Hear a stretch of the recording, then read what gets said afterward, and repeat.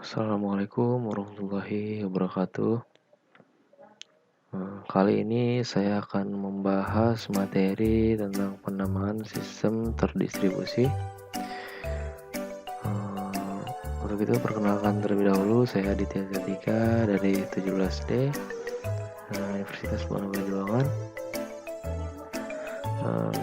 Materi ini dimaksudkan dari mata kuliah sistem terdistribusi.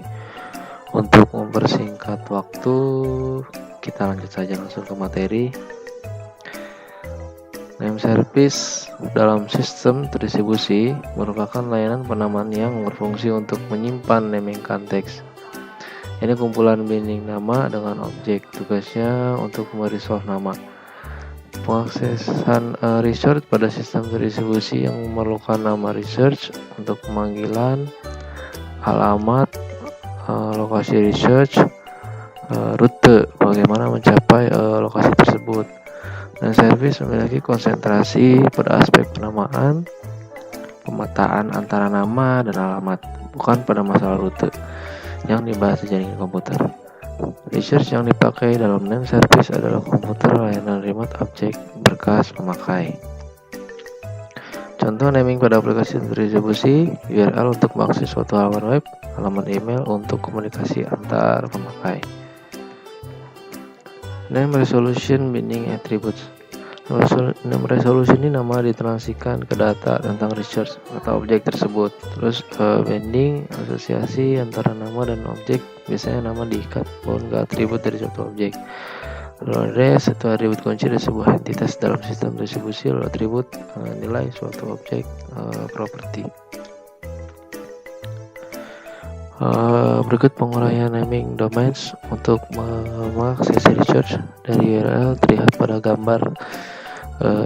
Ada URL, lalu ada resolution via DNS-nya, lalu ada DNS lookup, lalu ke bawah lanjut ada research ID-nya, IP number, port number, path name, lalu di bawahnya lagi ada network address, resolution via IRP, lalu langsung ke socket untuk ke web server.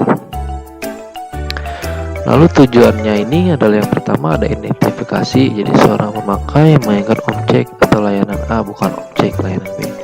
Lalu memungkinkan terjadinya sharing, lebih dari satu pemakai dapat mengidentifikasikan resource dengan nama yang sesuai, tidak harus nama yang sama.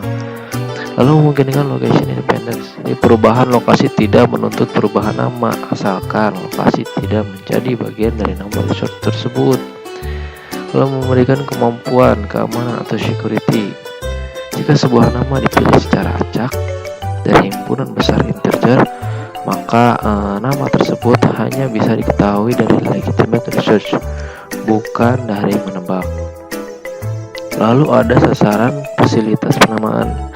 Nah, efisien. Jadi karena fasilitas penamaan bukan dasar, jadi digunakan secara terus-menerus. Lalu terdistribusi, jadi renungkan jika UIDs dibangkitkan oleh centralized generator. Node tempat generator tersebut mengalami kegagalan. Tampak seperti global space, tidak tergantung konektivitas, topologi, dan lokasi objek. Mendukung pemetaan many antara nama dan objek untuk memiliki multicast. Mendukung dynamic relocation of object jika objek atau proses potensial untuk mengubah berpindah-pindah. Jadi diperlukan dynamic binding antara nama dan alamat.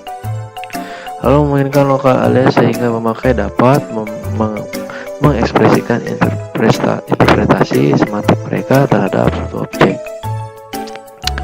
Nah, lanjut ke name list. Sini terlihat ada kliennya, name agent, lalu ada name server yang terujuk ke network atau jaringan. Jadi name agent ini berada di klien. Bisa satu name agent per klien atau satu name agent digunakan oleh beberapa clients. Name agent menjadi perantara antara klien dan name server. Contoh resolve pada domain name service atau DNS. Nah, fungsi name agent ini memastikan bahwa lokasi name server terlihat transparan bagi klien programs atau menyebutkan lokasi name server, lalu berbicara dalam protokol komunikasi yang dimengerti name server. Lalu tiga, mengetahui bagaimana namespace diatur sehingga tahu kemana suatu request harus dikirim untuk memperoleh informasi lokasi.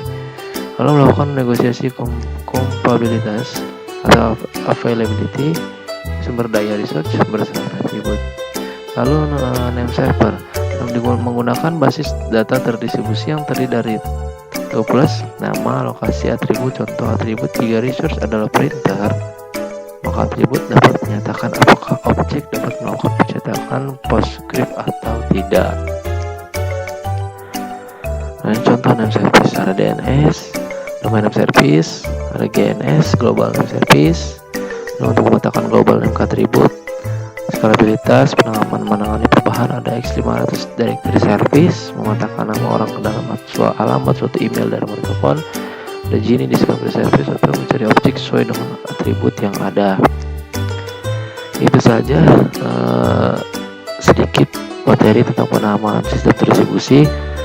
Banyak sekali penamaan atau name service di dalam materi ini. Hanya saja saya hanya membahas secara singkat dan detail saja karena terkenal oleh waktu pula. Jadi semoga video ini bisa bermanfaat dan bisa dapat dipahami.